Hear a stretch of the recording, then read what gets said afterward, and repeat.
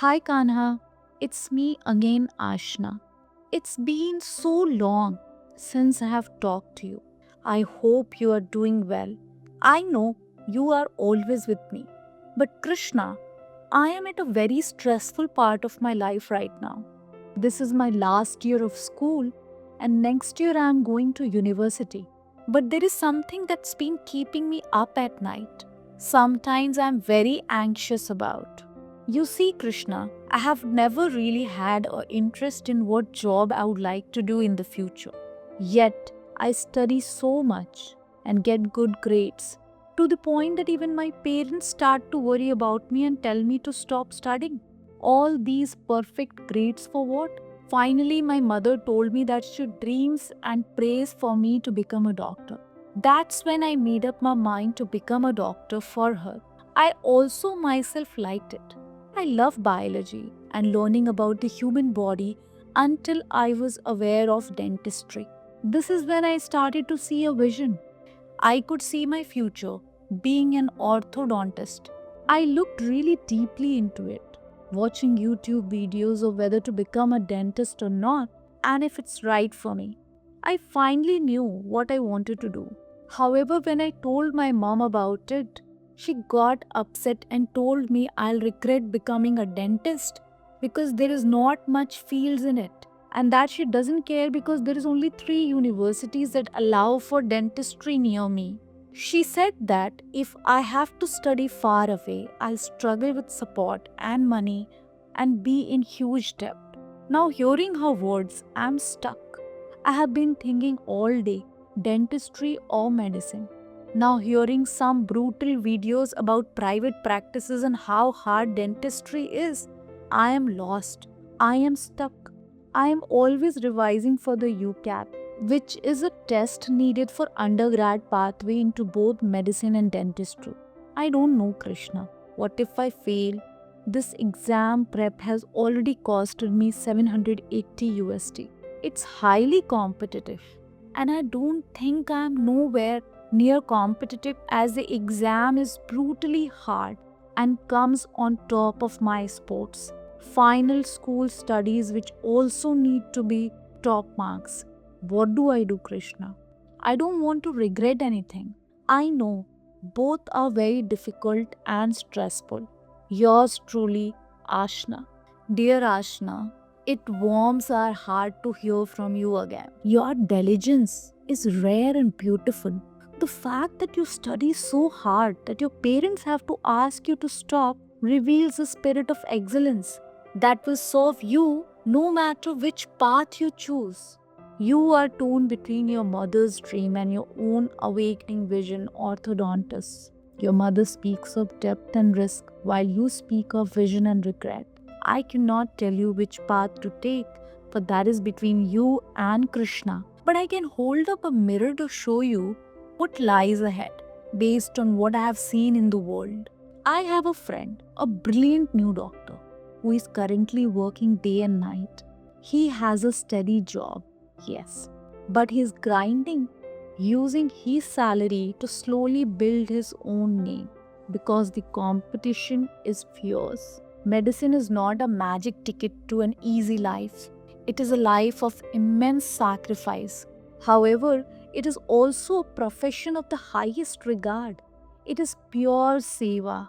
Yes, we all need money to survive, but the joy that comes from healing a person's pain is a blessing that no other profession can quite match. If your heart finds peace in serving others, medicine will never feel like a burden.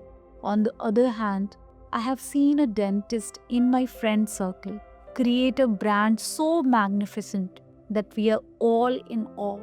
But I'll not hide the reality from you that family had money to invest. Orthodontist is a beautiful craft, but it is also a business. After the course, job offers can be limited compared to medicine. To succeed, you often need to set up your own clinic, which requires capital and courage, especially in small towns where people are less keen on dental treatments. So, the question is not just about the subject, but about your nature. Krishna says in Bhagavad Gita chapter 3 verse 35, it is far better to perform your own natural duty, though tinged with faults, than to perform another's prescribed duty perfectly. Krishna asks you to look at your Swadharma, your true inner nature. Does your soul light up at the thought of seva, of serving and healing the sick, regardless of the long hours? Or does your soul light up at the vision of building something of your own, mastering the craft of dentistry, and navigating the risk of business? Both paths have struggle. The doctor struggles with time and emotion, the dentist struggles with business and capital. You must choose which struggle you are willing to fall in love with. Do not let the cost of the seed stop you from planting the tree. Give the UCAT your absolute best. Trust that once you take the step that aligns with your nature, Krishna will provide the means, whether it is the strength to serve or the resource to build. Focus on the effort, not the fear. You are never alone. The charioteer Krishna is right there with you. All the very best, and Radhe Krishna.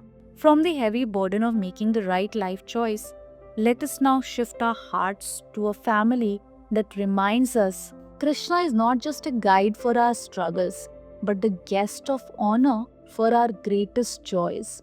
Jai Shri Krishna. We are happy to invite you for our daughter's engagement. Please shower your blessings to our daughter Pooja and Prashant, son-in-law to be.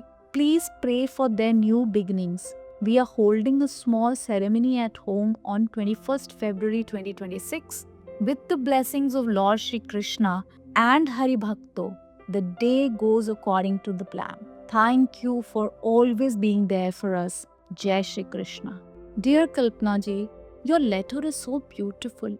It is such a joy to witness the beginning of Pooja and Prashant ji's journey together. There is something so pure about a family that remembers Krishna right at the start of a new chapter. Many congratulations to you and your entire family. Wishing the couple a lifetime of love, laughter, and togetherness.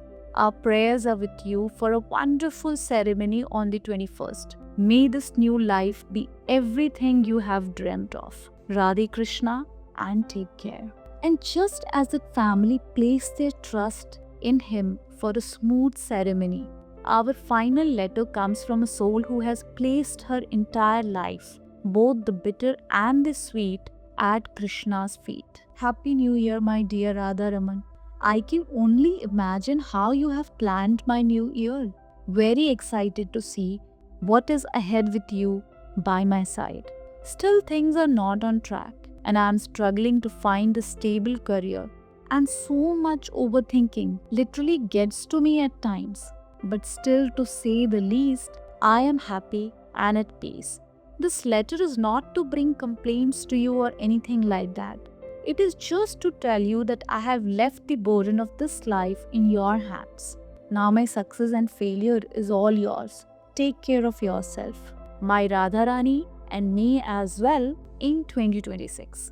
Thank you so much for all the bittersweet memories you gave me in 2025. But most importantly, thank you for never leaving me alone. I do have a wish I want to see getting fulfilled soon, and I know you know what it is because I literally ask for it every day. I know you are just making me strong enough to handle the responsibility, so I'm patient this time. That's all I have to say. Happy New Year again, my Radha Raman, your friend and devotee, Madhurima. Dear Madhurima, I want to start by appreciating the profound spiritual maturity in your words. The way you have balanced the vulnerability of your human struggle with the strength of your spiritual surrender is truly poetic. It reminds us that faith is in the absence of problems, but the presence of peace amidst them.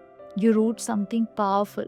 I have left the burden of this life in your hands. Now my success and failure is all yours. You admitted that things are not on track externally, yet you are at peace internally. That separation between your external circumstances and internal state is the highest form of yoga. to anchor your trust even deeper as you navigate 2026.